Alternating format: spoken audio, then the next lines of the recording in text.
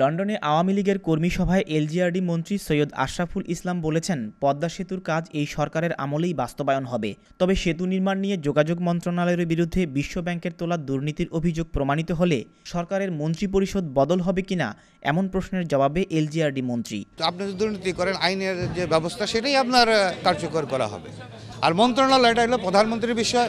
প্রধানমন্ত্রী যে কোনো সময় ইচ্ছা বললে মন্ত্রিসভা পরিবর্তন করতে পারেন, মন্ত্রিসভাতে বাদ দিতেও পারেন, ইনক্লুড করতেও পারেন। বক্তৃতাকালে মন্ত্রী বাংলাদেশের ভবিষ্যৎ অর্থনীতি ও গণতান্ত্রিক পরিবেশ বজায় রাখতে প্রতিবেশী দেশগুলোর সাথে সুসম্পর্কের উপর জোর দেন।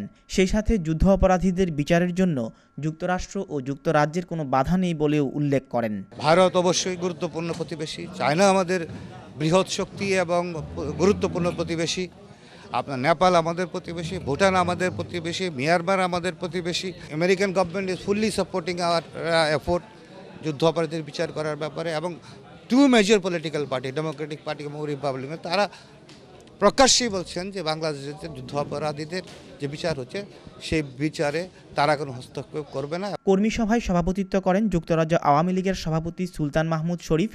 দলের যুক্তরাজ্য শাখার সাধারণ সম্পাদক সৈয়দ ফারুকের সঞ্চালনে এ সময় বক্তৃতা করেন যুক্তরাজ্য আওয়ামী লীগ ও এর অঙ্গ সংগঠনের নেতৃবৃন্দ।